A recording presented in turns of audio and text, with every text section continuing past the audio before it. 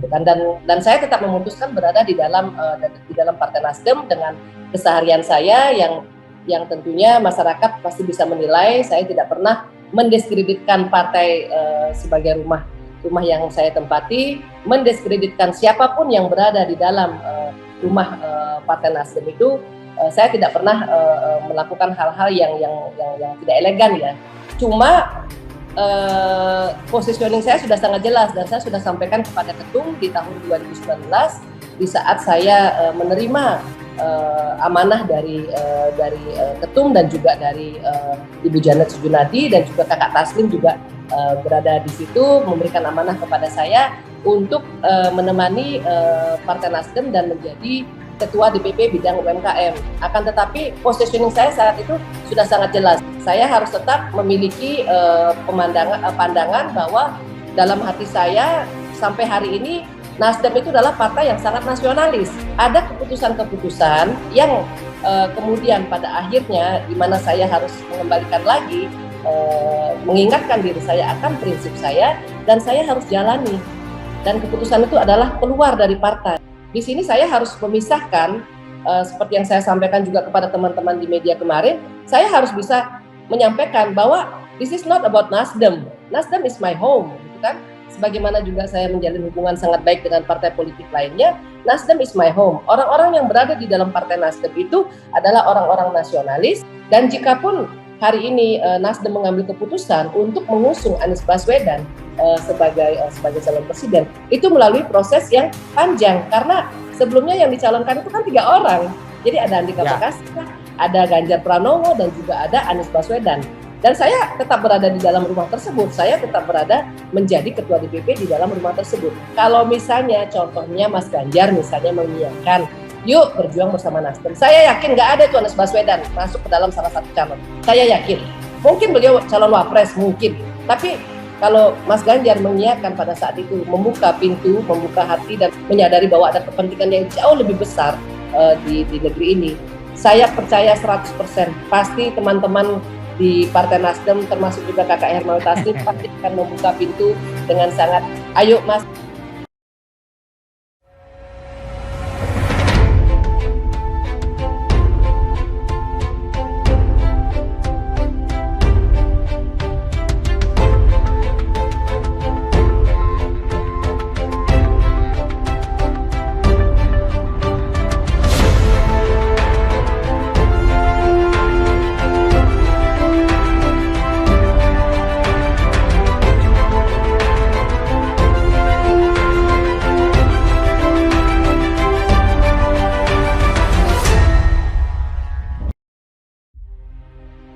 Mantan kader Partai Nasdem, Niluh Jelantik, kembali mengunggah postingan dengan menyentil bakal calon presiden 2024, Anies Baswedan. Dalam postingan tersebut, Niluh mengklaim bahwa Anies Baswedan bersembunyi di balik akun media sosial palsu untuk menyerang orang yang memberi kritikan kepadanya. Bapak Anies, disingkat menjadi apa? Jawab itu saja, nggak usah ngegas. Jangan bikin elektabilitas junjunganmu tambah nyungsep dengan kelakuanmu, tulis Niluh Jelantik. Kalau kamu kesatria, pakai akun nama asli, berani. Postingan Niluh tersebut diduga kuat sedang menantang mantan Gubernur DKI Jakarta yang mendapat sobekan tiket capres dari mantan partai Niluh tersebut. Entah apa yang menjadi akar masalah dari unggahannya itu, namun postingan Niluh terkesan menyudutkan Anies dan melakukan ujaran kebencian. Pipis belum lurus, bisanya hanya keroyok perempuan dan hina Jokowi. Unggahan Twitter Niluh ramai dikomentari warganet. Mereka mengaku miris dengan sikap perempuan kelahiran Bali tersebut. Hal itu dilihat dari postingan-postingan milik Niluh. Mulut tidak ada bedanya, mahir juga menghina. Mengkeroyok perempuannya yang minta dikeroyok, jahatnya sampai ke ubun-ubun. Sadarlah, tweetmu ini mencerminkan kualitas dan intelektualitas dirimu, sangat prihatin dan miris. Hati dipenuhi rasa kebencian. Apa nggak sakit hati menghina di balik nama orang? Mbok main IG saja, di sana banyak pendukungmu. Sudahilah mbok, jangan tebar kebencian. Nge-tweet yang santun saja. Indahnya perdamaian walau kita saling beda. Mulut jari hati sebusuk kulitnya. Jadi saya memutuskan saya berjuang untuk Ahok all out. Kami menjadi bagian dari teman Ahok, mendirikan teman Ahok di Kemang.